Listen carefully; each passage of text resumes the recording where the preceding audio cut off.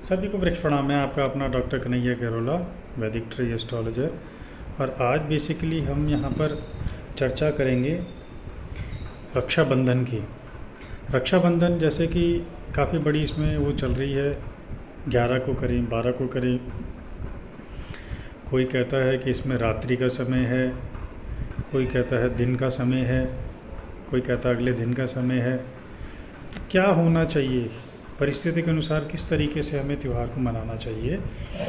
तो जैसे पंचांग में दिया है कि उस दिन भद्रा लग रही है, जिस भद्रा के लगने के कारण रक्षाबंधन का त्यौहार उस समय पे नहीं करना चाहिए। उसमें अलग अलग ग्रंथों के अनुसार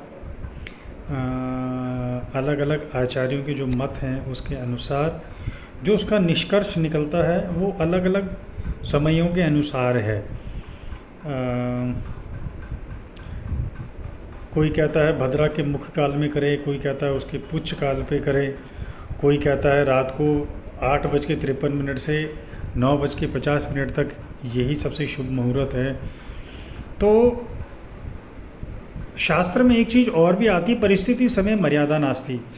अगर कुछ चीज़ों को करने में अगर परिस्थितियां अनुकूल नहीं हैं तो आप जैसी मर्यादा उसके अनुसार करना ज़रूरी नहीं है, आप परिस्थिति के अनुसार करें।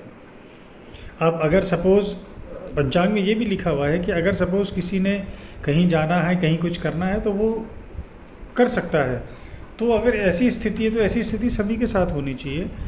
तो मेरा मत, व्यक्तिगत मत ये है, बाकी कौन क्या इस बारे में समझता है क्या नहीं समझता है मैं नहीं जानता, लेकिन मैं परिस्थिति के अनुसार, हर व्यक्ति की परिस्थिति के अनुसार मुझे ऐसा लगता है कि 11 तारीख को, क्योंकि पूर्णमासी 10:37 के बाद प्रारंभ हो रही है, तो 10:37 के बाद आपको रक्षाबंधन का कार्य करने में कोई दिक्कत नहीं होनी चाहिए। क्यों? क्योंकि हम ऐसी परिस्थिति में चौगड़ियों का विशेष रूप से प्रयोग करते हैं। तो 10:47 से और 3:48 PM तक ये जो समय है इसमें चर, लाभ और अमृत की शुभ चौघड़ी है। इन चौघड़ियों में आप कर सकते हैं, क्योंकि चौघड़ियों में कहा जाता है किसी प्रकार का कोई भी काम करना हो आप विशेष रूप से इन चौघड़ियों में कर सकते हैं। इसलिए रात को 8:30 बजे से लेकर के 8:53 से लेकर के 9:50 के बीच में रक्षाबंधन करना प्रैक्टिकली पॉसिबल नहीं है। जिस व्यक्ति ने जाना है, बहनें इतनी रात तक भूखी नहीं रह सकती।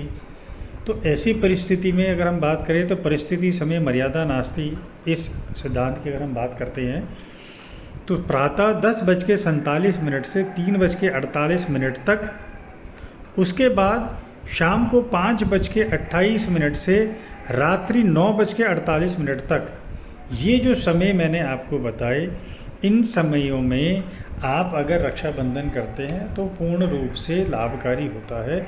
इसमें किसी प्रकार का कोई दोष, कोई संदेह मन में नहीं आना चाहिए। ये आप आराम से इसको समझ लीजिए और इसमें करिएगा। मैं स्वयं इसी रूप में इसी समय पे ही करूँगा, क्योंकि सबकी अपनी अपनी कमिटमेंट्स हैं। तो इसलिए आप इन सारी चीज़ों में ना जाके, आप जब पूर्णमासी लगेगी 10:47 प्रातः से, उसके बाद जो समय मैंने आपको बताया 3:48, उसके बीच में आप निश्चित रूप से करें।